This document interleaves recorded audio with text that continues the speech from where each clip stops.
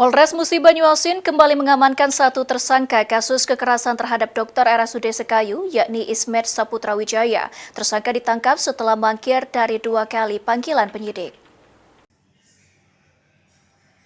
Satuan Reserse Kriminal Polres Musi Banyuasin menangkap Ismet Saputra Wijaya di sebuah pabrik kawasan Ciledug, Kota Tangerang, Banten pada Sabtu siang. Penangkapan dipimpin Kanit Pidum Ibda Jinonarto setelah tersangka berulang kali menghindar dari panggilan penyidik.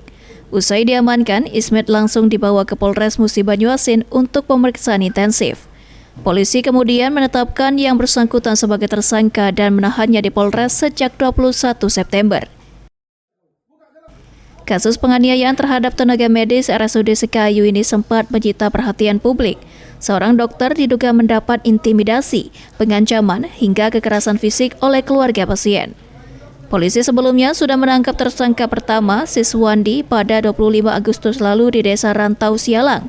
Dari penyidikan keterlibatan Ismet Saputra Wijaya, kemudian terungkap hingga ia diburu ke Tangerang. Lambannya penangkapan terhadap tersangka ini menjadi pertanyaan besar publik. Bahkan hingga saat ini pihak Polres Musi Banyuasin enggan memberikan keterangan terkait lambatnya proses penanganan kasus yang sudah menyita perhatian publik tersebut dan hanya memberikan rilis tentang adanya penangkapan kedua tersangka. Ruzi Iskandar, PAL TV.